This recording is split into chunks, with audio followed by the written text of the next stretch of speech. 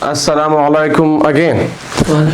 And in this short video, I'll be explaining using the word though. Just though. Just the word though. The three words, although, even though, that we use them in adverb clause of unexpected result or adverb clause of contrast, right? And all three of them can be used either at the beginning of your complex sentence or in the middle of your complex sentence. But only though, the word though, can be used at the end of your second sentence. In this case, we cannot use although or even though.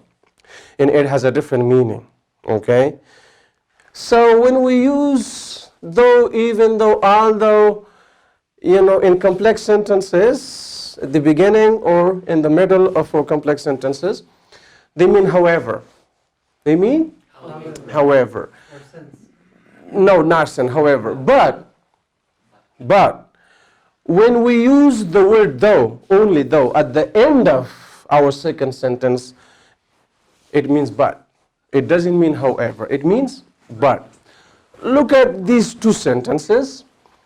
Though, even though, although he was sick, he went to school.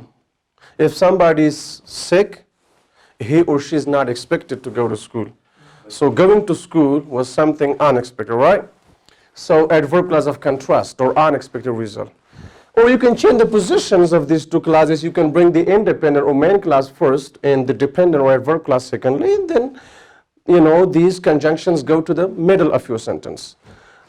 He went to school, although he was sick, though he was sick, even though he was. I told you before, while teaching you adverb clause of contrast, that the difference, though, informal, spoken, although, more formal, even though, stronger, more emphatic, that's all. But the word though, just the word though, can be used at the end of your second sentence. Now look at the first example over here. The car was expensive, but he bought it. This is a compound sentence. What kind of sentence? A compound sentence. When we combine two independent clauses using fan-voice conjunctions, right? So, again, there's a contrast, okay? If something is expensive, so, yes, one is not expected or is not supposed to, buy it. He still bought it, so it's kind of unexpected result. But this is a compound sentence. You can replace, the conjunction but with though at the end of your second sentence. Look, obviously in compound sentences we need commas before fan-voice conjunctions most of the times, okay? Unless, the two sentences that you combine with fan-voice conjunctions are very short, and well balanced according to grammar. Like there's the same tense in both clauses. In that case, you may not use a comma. Otherwise, there should be a comma before fan-voice conjunctions in compound sentences. Okay? So what can we do? Look, the car was expensive, comma, but he bought it. But here, the car was expensive, full stop. Okay? And then start the second sentence. He bought it, comma, though. He bought it, though. So here, though means but.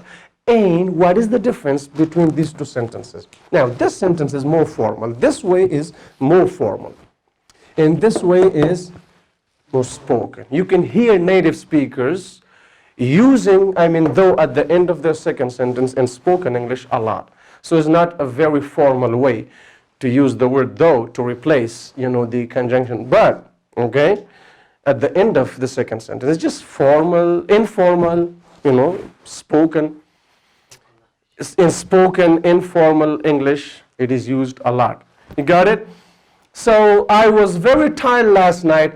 I kept working on the project though.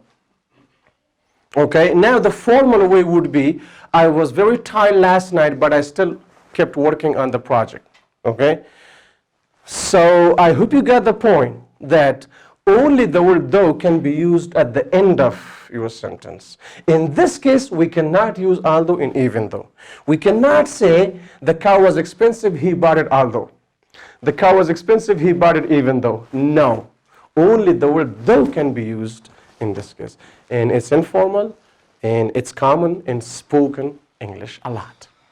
Got the point? Everybody got the point?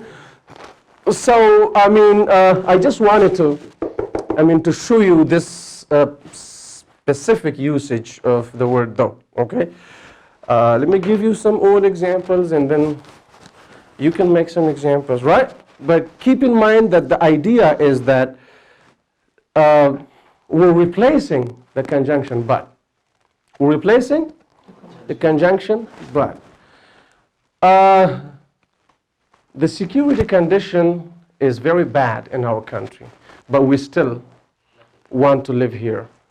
The security condition is very bad in our country, we still want to live here though. Okay? I'm not feeling well, but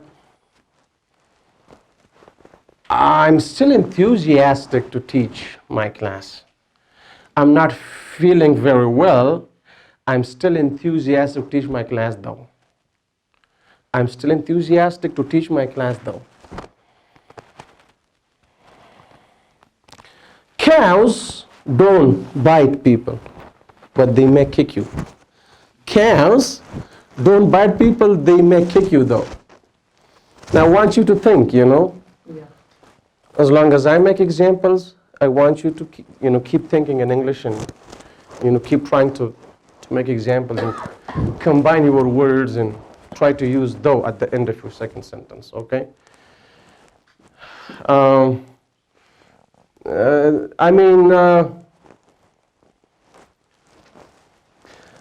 His father didn't allow him to come and record our class today. His father, I'm talking about the cameraman. His father didn't allow him to come here and record our class today because of what happened, today. He still came to record our class though. He still came to record our class though. Although the weather's extreme, he was absent. You could make example though. He was absent. He was not present during the explanation. He could still make examples though. I was not prepared for interview. I went though. I was not ready for the interview or prepared for the interview. I went to the office though, or I went to have my interview though. Yeah. See, we're not using although, even though, it's clear. We're already done with although, even though, right? So today we just work using though at the end of your second sentence to replace the conjunction but. He knew all 12 tenses. He can't use them though. Yeah, he knew all 12 tenses. He couldn't use them though. He couldn't use them properly though, for example. My father didn't support me. I want to continue. My education though. Yeah, I want to continue getting education though or something. I had a full plate. I attended the class. I attended the class though. Yeah. The lesson was so difficult. He learned it though. Yeah, that's perfect. He was so sick. He taught me English though. He was very sick. He taught me English though, or he still taught me English though. Pretty easy, right? Pretty easy. Yeah, just think about the idea that you are trying to replace the conjunction but. Instead of but, you use though at the end of your second sentence. And you know the difference, right? If you use but in a compound sentence, that will be somehow more formal. But if you use though at the end of your second sentence, that will be somehow spoken and not very formal. Okay? Have a great time, everybody. Bye-bye.